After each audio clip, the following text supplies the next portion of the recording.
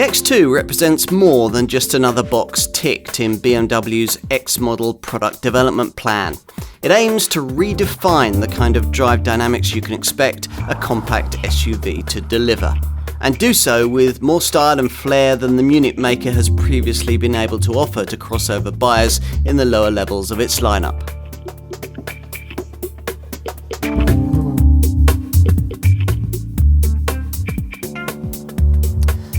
BMW pioneered the idea of sporty coupe-like SUV models, so it's appropriate that the Munich maker offers the widest choice when it comes to this kind of crossover.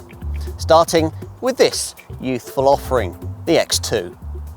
If you know BMW's model lineup, you might recognise it as a sporty take on the company's best-selling SUV, the X1, just as the X4 is the sporty version of the X3 and the X6, a more dynamic take on the X5.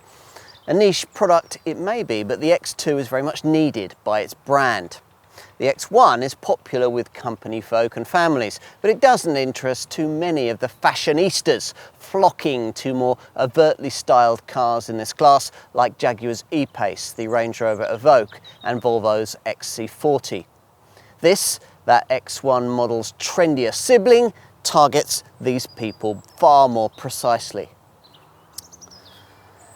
BMW contends that the X2's sense of fun is more than skin deep too, claiming to have pumped millions into making it handle more sharply than its sensible stablemate. If you're buying a small premium SUV and you enjoy your driving, this, we're being told by the brand, should now be your prime pick. Perhaps. The light, stiff, Mini-derived underpinnings should certainly help in this regard. Bottom line, BMW wants to get your attention with this car, pitching it as a bold, rebellious and alternative choice. You might have heard that kind of rhetoric before from contenders in this segment. We certainly have. Undeterred, the Munich maker insists that this one challenges convention in a crossover-focused market where SUVs are rapidly becoming the convention. Can the X2 really offer something a little different? Let's find out.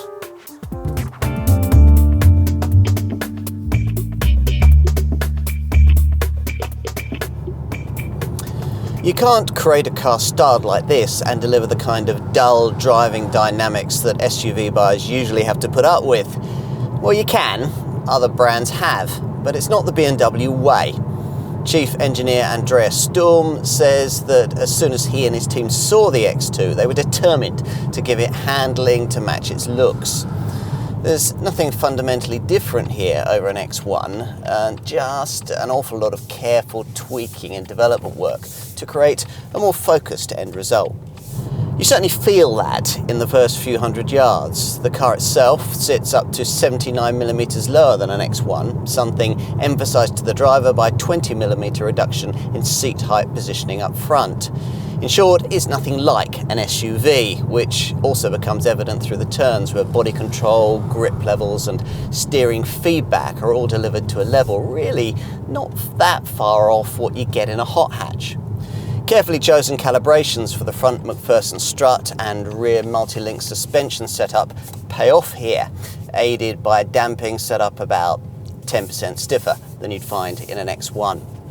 That's the only real downside. The X1 was already one of the firmer crossover models in the compact SUV segment, and the X2 acquaints you even more personally with serious bumps and tarmac tears, especially at low speeds. That probably isn't much of an issue on the billiard-smooth asphalt that tends to predominate in the fatherland, but here in Blighty, in an X2 fitted with passive suspension and big wheels, you'll certainly feel what's going on beneath you. But if you like this car, don't let that put you off. Obviously, you don't have to have big wheels, and adaptive suspension is such an affordable option that we wonder why BMW didn't just include it to start with. As usual with the Munich maker's models, it works through the various modes of the company's drive performance control setup, the rocker switch for which you'll find down here by the gear stick. If you're coming to this car from another premium brand, you're probably already familiar with this kind of thing. A system that allows you to tweak steering, throttle and stability control system thresholds depending on the operating setting you select. It also alters the gear change times too, if you've an X2 with an auto gearbox, as most models have. Ignore drive performance control or select its most relaxed comfort or efficient Eco Pro settings, and the travelling experience in this car isn't especially memorable. Push the rocker switch forward into Sport though, and the reaction you get immediately feels keener and more alert, even including artificial blips as you downshift through the gears. You don't get the kind of custom or individual screen option that some rival systems provide to allow you to alter the parameters of all the individual elements used in each mode setting. Fortunately though, BMW does allow you to choose the more aggressive Sport setting for the engine and gearbox, while keeping the suspension and steering in the more pliable Comfort mode. If you've done that in an X2 with adaptive suspension and sensibly sized alloy rims, you get yourself a setup that works pretty reasonably on most sections of our country's terrible tarmac. You'll be wanting to know about the engine lineup, which, as expected, is pretty much the same as you'll find in the 2-litre part of the X1 range and sits upon that car's Mini-derived platform. This UKL chassis supports only front-driven S-Drive or 4x4 X-Drive formats, both of which are on offer in the 150 horsepower 18D diesel variant that's offered to entry-level buyers. The S-Drive 18D derivative is available with manual transmission, but most will want the optional auto paddle shift setup. You have to have a manual stick shift with the X-Drive 18D version, which accelerates to 62 miles an hour from rest in 9.2 seconds en route to 128 miles an hour.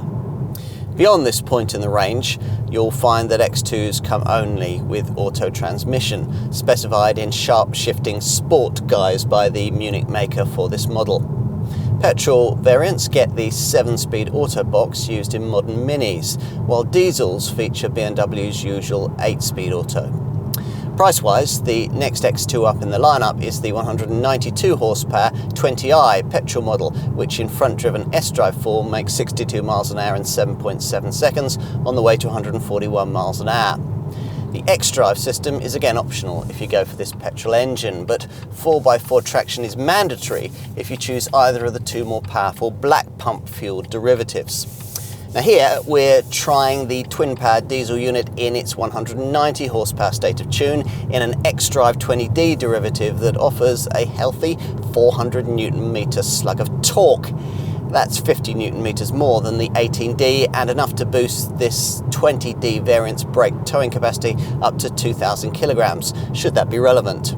Rest to 62 miles an hour occupies 7.7 seconds en route to 137 miles an hour, and you can shave another second off that sprint figure if you go for the 231 horsepower X-Drive 25D model.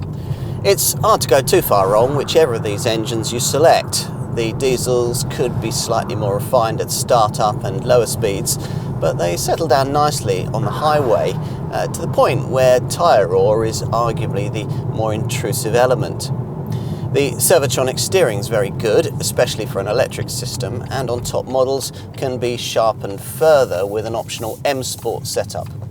That and the firm suspension combine to give you terrific confidence when threading this car at speed through twisting, windy roads. Confidence which the X-Drive system allows you to continue with in greasy conditions thanks to a multi-plate clutch setup capable of apportioning up to 100% of torque to either front or rear wheels depending on the available traction. To help get the power down at speed through tighter turns, there's also an electronic differential and BMW's so-called performance control system, which uses torque vectoring to alternate the amount of drive delivered to each individual rear wheel. If you're a typical X2 buyer, you won't be much interested in whether X-Drive gives you much off-piste stability, which is just as well because it doesn't. The one off-road stat we could get BMW to quote, 250 millimeters of water fording ability, probably tells you all you need to know about the way this model's lowered ride height would make it a liability off a paved surface on all but the lightest field tracks. Still, steep icy driveways and confident school run negotiation in a snowy snap should all be well within a 4x4 X2 model's remit. This car's priorities, though, lie well beyond traditional SUV attributes. If you're a potential buyer, that's probably what you'll like about it.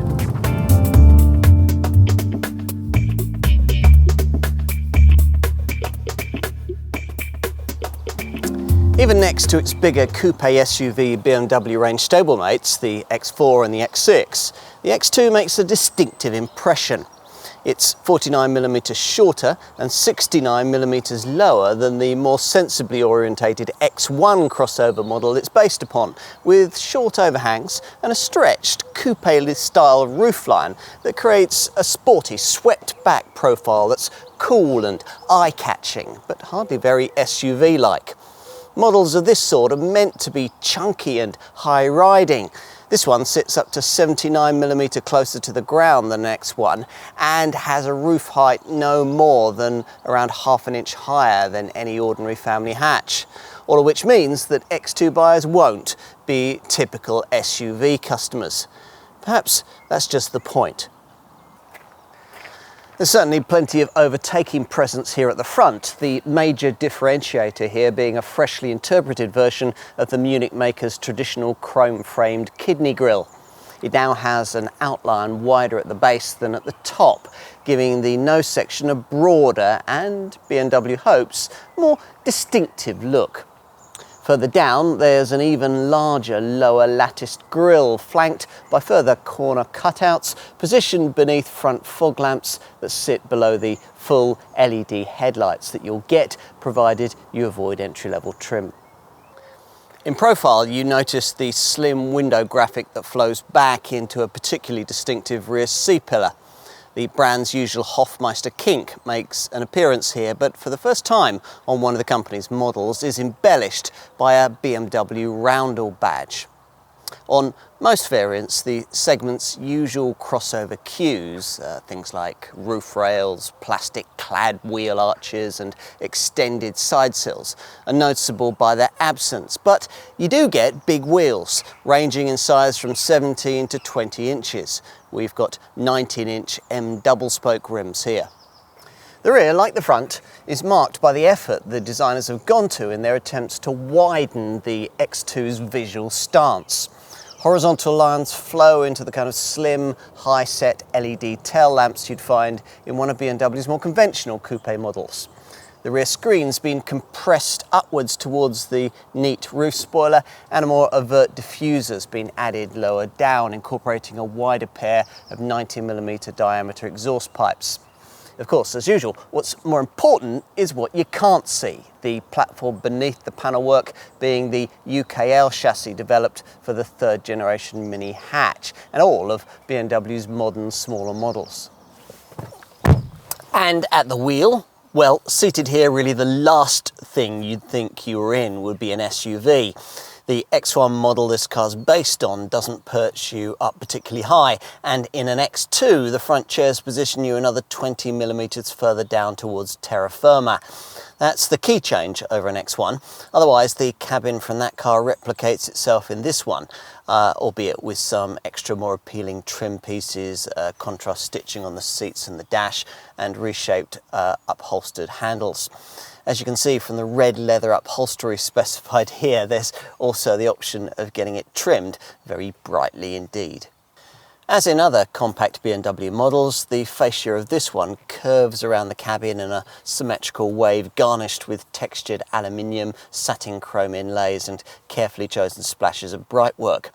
The lower driving area around the gear stick is separated from the front passenger space by this neat leather-stitched bar, and we love the Evoque vodka bar lighting strips used on the dash and the door panels.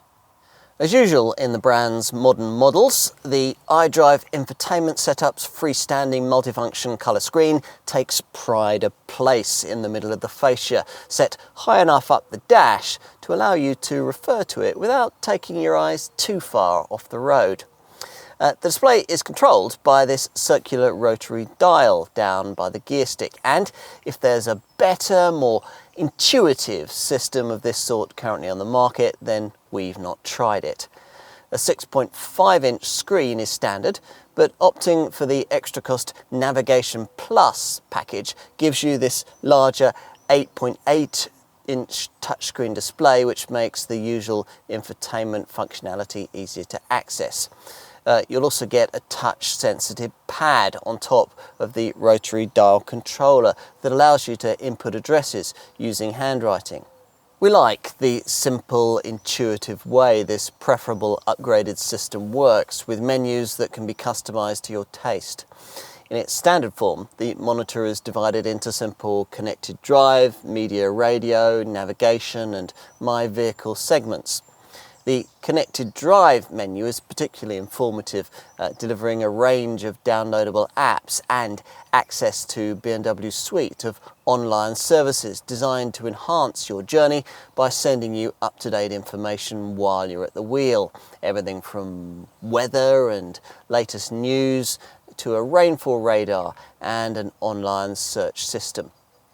Provision for the kind of smartphone mirroring systems that even quite cheap cars now usually provide is disappointing, though.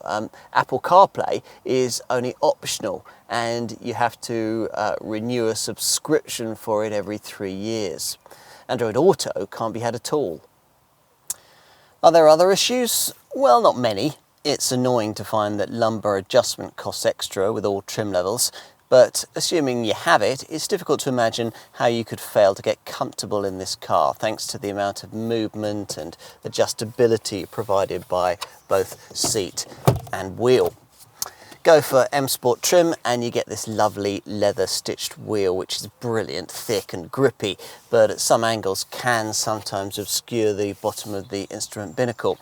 The dials themselves, though, are of the usual crystal clear BMW variety, featuring digital displays in a traditional gauge layout. Not that you'll be looking at them very much if you've opted for the optional head-up display that we're trying here. As in most cars that are coupe-like, rear three-quarter vision is slightly compromised by the chunky rear pillars and the reduced size of the rear screen, so it's just as well that rear parking sensors are standard across the range. We've no complaints about cabin practicality though. The cup holders are deep and really big enough to hold really large takeaway cups and sit within this good-sized cubby at the bottom of the centre stack.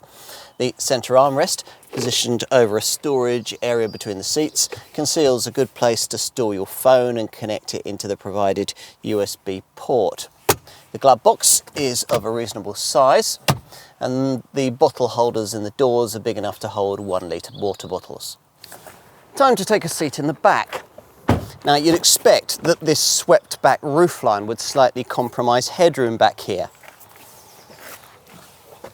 And that's pretty much how it turns out once you get inside, an issue you'd probably further exacerbate if you were to specify the optional glass roof. Now, as with most crossovers in this class, the narrowness of the cabin and this prominent centre transmission tunnel means that there's really only comfortable space for 2 adults, as is the case with the X1. Unfortunately though, unlike its stablemate, this X2 doesn't provide you with the option of a sliding rear bench for increasing legroom, so space for your knees will be quite tight if there's someone quite lanky seated up front. Boxier rivals like Volvo's XC40 inevitably deliver much more in this regard. Otherwise, irritations here are few.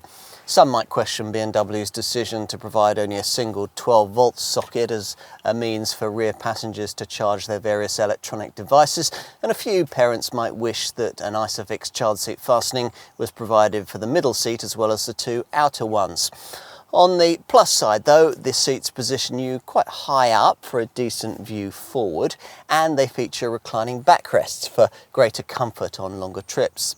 Seatback nets are standard too, as is a fold-down centre armrest with twin cup holders.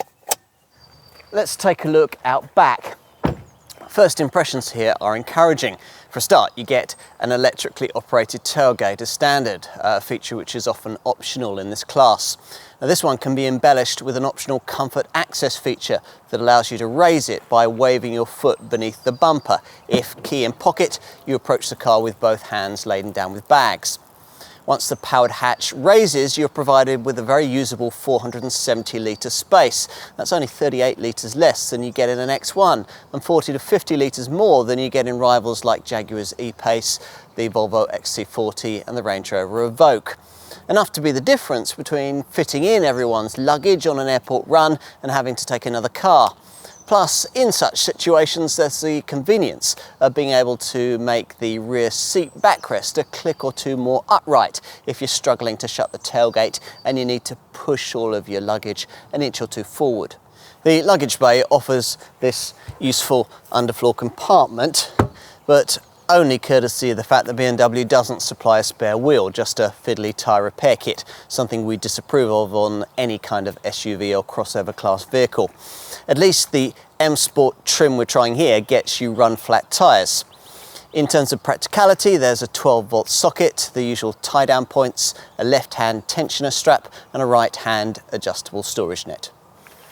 Now, if you need more room and need to push forward the backrests, there's the annoyance that you can't do that from the back here. You have to go around to the passenger compartment and pull up straps on the seat bases.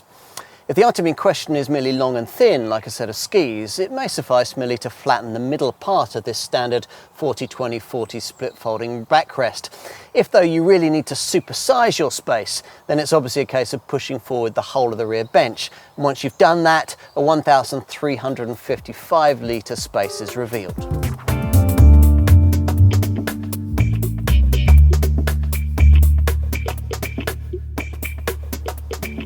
The X2 lineup is priced primarily in the £30,000 to £40,000 bracket, the sort of sum that until quite recently would have comfortably bought you a premium SUV from the bigger mid-size segment, the next class up.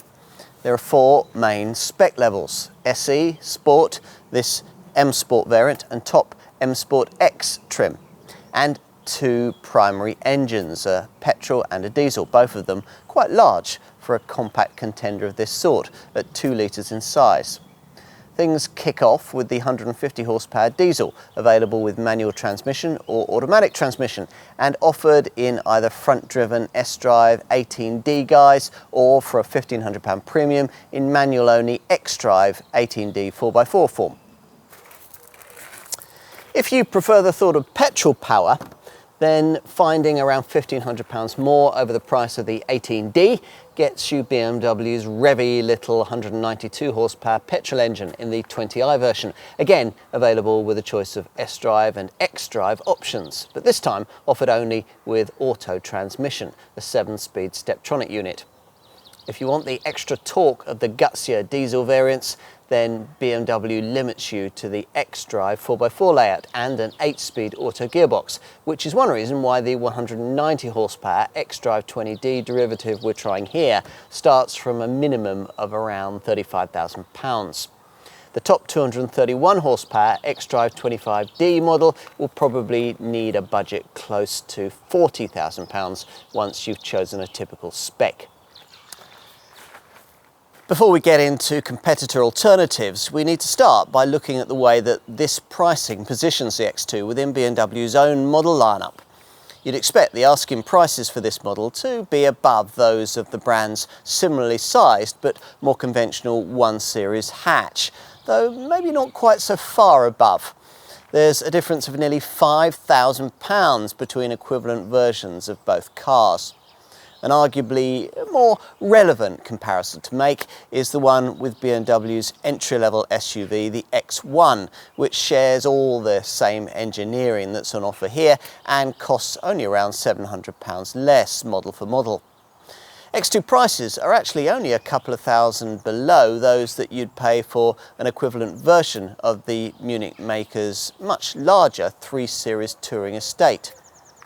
If, having considered all of that, you still find yourself drawn to this car, you're going to want to know how it stacks up to obvious stylised SUV C-segment competitors. Well, let's see. The X2 was launched to primarily take on 5 rival models that its X1 stablemate wasn't targeting as directly as BMW would have liked. Jaguar's E-Pace, Volvo's XC40, the Mercedes GLA, the Audi Q3 and the Range Rover Evoque. As you'd expect, this car is very comparably priced to equivalent versions of all of these contenders. Now, inevitably, there are a few minor differences depending on the competitor model that you're looking at and the variant that you're considering. An entry-level diesel Mercedes GLA 200D will cost a couple of thousand less than its X2 S-Drive 18D equivalent, but a four-wheel drive version of that Merc will cost you slightly more. And the GLA 250 petrol version of that Mercedes that you'd need for performance comparable with an X2 in petrol 20i form would cost around £2,000 more. As for the JLR offerings, well, a base diesel Jaguar E-Pace would save you around £1,500 over an X2 18D, but would be slower and cost more to run. And equivalent versions of the Range Rover Evoque can't match the performance of this BMW, nor can the lineup offer anything to directly compete with this X2 in its popular X-Drive 20D and 20i guises. Getting away from such specifics, if you want a quick, direct competitor overview, we'll give it to you. You won't find the Volvo, the Audi, the Mercedes or the Evoque as sporty to drive as this X2. The Jaguar E-Pace is better, but it's rather hobbled in drive dynamics and efficiency by its heavy weight. There you have it in a nutshell. Your only other choices in the premium part of this segment lie with lesser known brands. There's the Lexus UX and the DS7 Crossback, both trendy but not very sporty, and the Infiniti QX30, which is neither trendy nor sporty. In theory, there are other sporty compact options, but they're all from more mainstream makers that typical BMW buyers tend not to consider.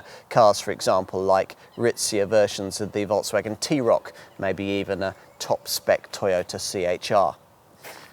If, having considered all of this, you conclude that it is an X2 that you really want, then you're going to need to know exactly what's included in the standard spec. If you go for the base S-Drive or X-Drive 18D diesel variant, you'll be buying in at the thriftiest SE trim level. But even that includes 17-inch V-spoke alloy wheels, LED daytime running lights, front fog lights, an automatic tailgate, park distance control rear parking sensors, heated power mirrors, an alarm, auto headlamps and wipers, and a chrome finished exhaust pipe. Inside, the 40-20-40 split folding rear backrest is standard fit, plus there are niceties like 2-zone automatic air conditioning, cruise control with a speed limiter, and a sport multifunction leather trim steering wheel. Plus there's the drive performance control system that via Eco Pro Comfort and Sport modes allows you to alter throttle response, steering feel, and on an auto model, gear change timings, all of it to better suit the way you want to drive. You'll want to know about infotainment too. All X2 models come with the usual BMW iDrive system that in standard form features a 6.5-inch colour screen, Bluetooth with audio streaming, navigation and a decent quality 6-speaker DAB stereo. Plus you get a full suite of BMW connected drive services, including teleservices and real-time traffic information, along with the brand's suite of online services that give you access to things like news reports, weather forecasts, and a whole range of BMW apps. Now, in addition, the system will even read out text messages for you. Talking of being connected, all X2 buyers will be offered use of a clever BMW Connected Plus app that can learn your mobility routines, read your calendar, and even prompt to when to leave for scheduled journeys. It'll get familiar with your most frequently travelled routes and memorise them as future destinations. It even has a share live trip status feature that allows the driver to share their current location and time of arrival with business partners, friends or family. Plus the app can do all the things that these remote apps usually tend to do. Help you to find your car if you've forgotten where you parked it, and can remotely lock or unlock the doors. All of that comes with standard SE trim. Ideally though, you'd want to dress this car up a little, and the next trim level up, Sport, begins to do that with 18-inch double-spoke alloy wheels, high-gloss shadow line exterior trim, full LED technology for the headlights and fog lights, and inside, sports seats, contrast stitching on the dash, and race-style cloth upholstery. If you can afford more, M Sport Spec, that's what we've got here, gives you a set of 19-inch M double-spoke wheels, a body kit with a rear spoiler and lowered M Sport suspension, plus special badging and interior trimming, along with front seat heating and ambient lighting.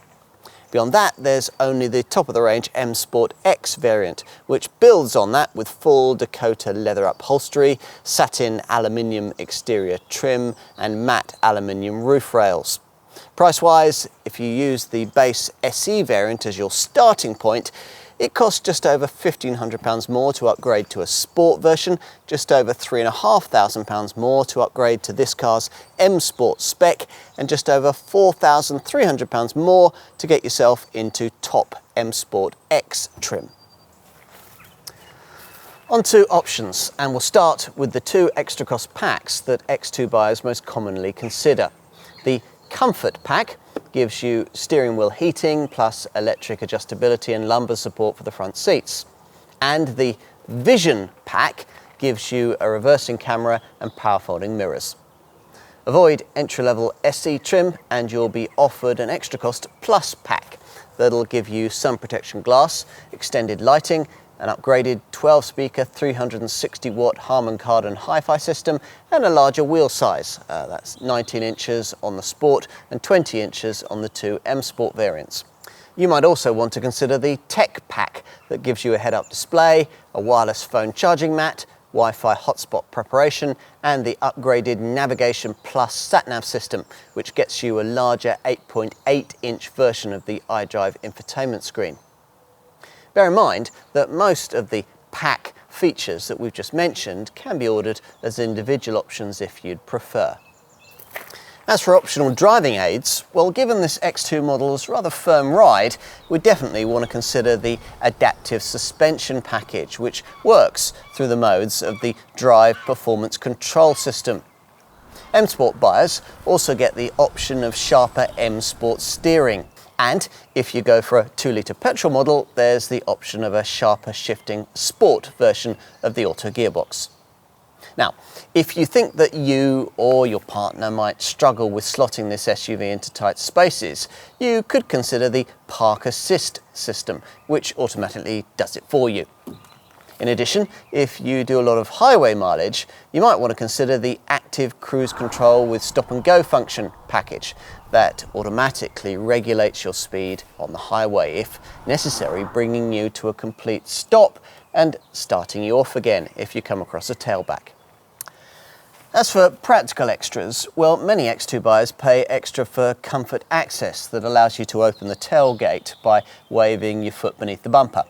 Plus, many of them also pay more for roof rails, available with either matte aluminium or high gloss shadow line finishes. Other extras that fall into the practical category include a detachable tow bar, bike rack preparation, a larger capacity fuel tank, and BMW's optional Trackstar stolen vehicle tracking system. Plus, unless you've gone for one of the M Sport spec models that come with run-flat tyres, you're also going to want to pay extra for a space-saver spare wheel if you don't want to be stuck by the side of the road fiddling with a tyre mobility kit the next time you have a puncture. On to aesthetics. If you don't want your car's paintwork finished in the standard Alpine white or jet black solid shades, you're going to have to pay more for one of the extra cost metallic colours. To complete the effect, there's a bespoke selection of alloy wheels that vary from 17 to 20 inches in size. You'll want to get the look of the interior right too. If you can't stretch up to top M Sport X spec, you can add in full Dakota leather upholstery. And if you can avoid entry-level trim, you'll be offered the chance to complete your X2's cabin with either brushed aluminium, fine line stream wood, fine oak or high gloss black. All these packages featuring pearl chrome finishing. M Sport buyers get various aluminium hexagon finishes too.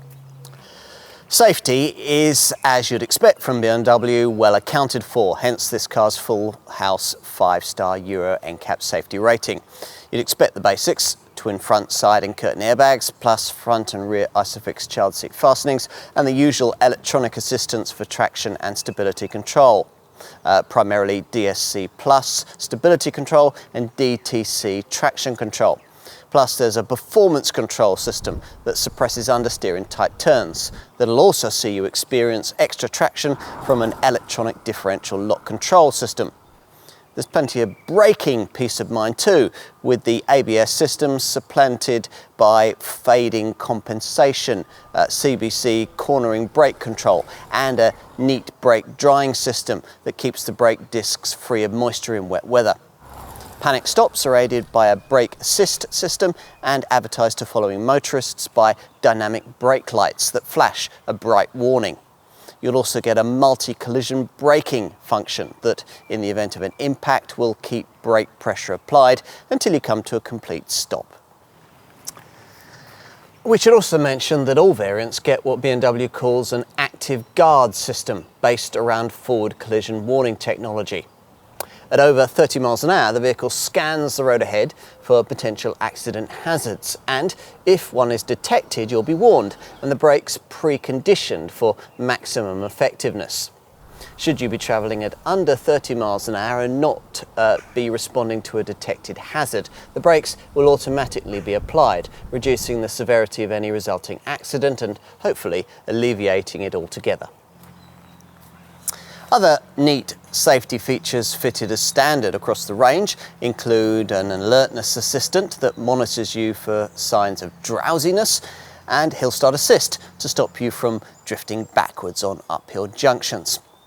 Best of all, we think, is the BMW emergency call with teleservices system, which in an accident can automatically alert the emergency services. This system not only gives them your exact GPS location, but also provides recovery personnel with information on your speed at point of impact, how hard the seat belts were pulled, how many airbags burst, and so on. If you were to have a crash, it would all mean not only that the emergency teams would know exactly where you were, but also that they would arrive on the scene more prepared and ready to get you to safety than they could ever otherwise be. A potentially life-saving difference. Want to go further?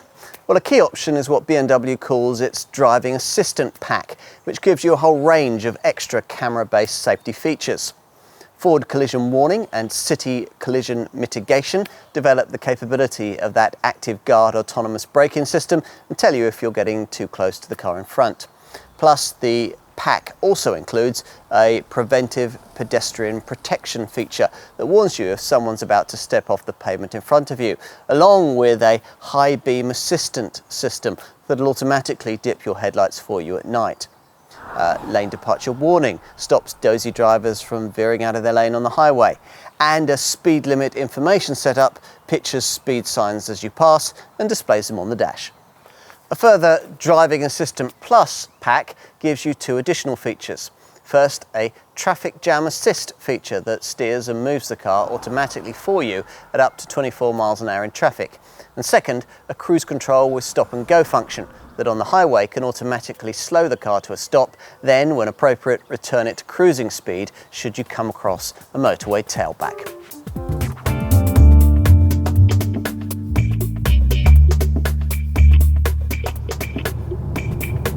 Basing this X2 on the light UKL platform used by the Mark III model mini hatch has helped keep the curb weight of this car down to reasonable levels, by which we mean below 1.7 tonnes. True, rival Audi Q3 and the Mercedes GLA models are both slightly lighter, explaining why both competitors are slightly more economic. But this BMW will cost significantly less to run than portlier class contenders like Volvo's XC40 and Jaguar's E-Pace. The Jag, in its volume 20D 180 all-wheel drive form, is a massive 156 kilograms heavier than an equivalent X2 xDrive 20D. Think about that for a moment. We're talking about a reduction equivalent to the saving you'd make if you asked your partner and eldest child to get out and walk. Okay, let's get to the figures. Obviously, your most frugal option will be the two-wheel drive S-Drive 18D diesel, which manages up to 62.8 miles to the gallon on the combined cycle and up to 119 grams per kilometre of CO2. Add the X-Drive four-wheel drive system into the equation and those figures reduce to 57.6 miles to the gallon and 128 grams per kilometre with the manual gearbox that X-Drive 18D buyers have to have. Because this X-Drive 20D variant comes only mated to more efficient automatic transmission, its returns are actually the best you'll manage in any four-wheel drive X2, up to 60.1 miles to the gallon on the combined cycle and 124 grams per kilometre of CO2. If you'd rather have petrol power, the 20i, another auto-only model, manages up to 51.4 miles to the gallon and 126 grams per kilometre of CO2. Now, all these figures are, as you'd expect, very similar to those you'd get in equivalent versions of the X1 and represent a very class competitive showing by segment standards. So, how has BMW managed that? Well, the aluminium used for the bonnet and sections of the suspension helps with that light curb weight mentioned earlier. Plus, the intelligent four-wheel drive system has been carefully developed with more lightweight components and a clever electro-hydraulic multi-plate clutch that reduces torque losses to a minimum. As usual with a car of this kind, this is a part-time 4x4 setup that keeps you front-driven most of the time to save energy and fuel, only connecting in the back wheels when a lack of traction demands it. So far so good, and when you add to all of this the usual benefits of BMW's clever, efficient dynamics technology, you've the potential to create that frugal set of running cost returns we just talked you through. The elements in the efficient dynamics package are these days copied by just about every other manufacturer in this segment, but the way the Munich maker has put them all together really seems to have hit the efficiency sweet spot.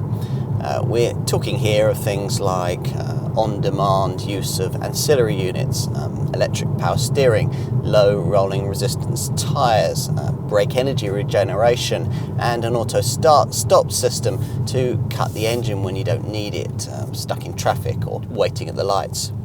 The Steptronic auto transmission also includes a coasting function that disconnects the engine at cruising speeds until you need it. We should also mention aerodynamics, which inevitably play a key role when it comes to matters of efficiency. To that end, there's a sleek shape with smooth surfaced underbody panelling that creates a slippery 0.28 CD drag factor.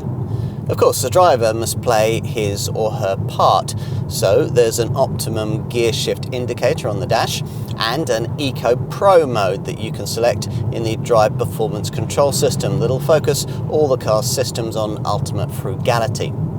The extra economy created in that Eco Pro setting, BMW reckon it could be up to 20%, is fed back to the driver with in-car displays showing the additional number of miles achieved. There's also an Eco Pro route option in the navigation system that'll pilot your journey in the most efficient manner. In the My Vehicle Technology in Action part of the iDrive screen, you can also find a driving style analysis feature that rates your driving based on two criteria, anticipation and acceleration. And you'll be able to monitor how far your efforts towards frugality have taken you in a separate efficient dynamics screen that graphically shows the economy figures you've achieved. What else? Well, as usual with BMW, there's a condition-based service indicator on the dash to advise you when your car needs a garage visit. You can check all of this using menus in the iDrive Center Dash display, and your car will give you 4 weeks notice of when a checkup is needed so that you have plenty of time to book it. Less familiar to some buyers will be the clever teleservices feature that comes as part of the BMW Connected Drive services you can access through the iDrive infotainment system. Via this, before each service appointment is due, your X2 can automatically put in a teleservices call to your nominated BMW service centre, complete with detailed information on vehicle condition. You'll then get a call to arrange a service appointment. That's something that you'll already have budgeted for if at the point of original purchase you opted for one of the two fixed cost service inclusive or service inclusive plus packages, which cover you for 5 years or 50,000 miles. With these, after a one-off payment, you'll have the peace of mind of knowing that all normal work on the car has been paid for during this period, including items such as oil, spark plugs and filters. Onto the warranty package. BMW offers a warranty that lasts for 3 years, no matter how many miles you complete. As for residual values, well, industry specialists CAP reckon that these will be very strong indeed. Depending on specification, after 3 years of use, your X2 should still be worth between 51 and 56% of what you originally paid for it. You'll struggle to find a class rival that can better that. Now we'll finish with insurance. The S-Drive 18D variants start at Group 25 in SE trim, going up to Group 27 for Sport Spec and Group 28 for M Sport Spec. Choose an X-Drive 18D and you're looking at Group 24 for SE Spec and Group 27 for the other trim levels. If you'd prefer this X-Drive 20D variant, it's Group 29 for SE trim, Group 31 for Sport Spec and Group 32 for an M Sport model like this. As for the 2-litre petrol version, well, if you order it in S-Drive form, you're looking at Group 29 for SE trim, Group 31 for Sport Spec and Group 32 for an M Sport variant.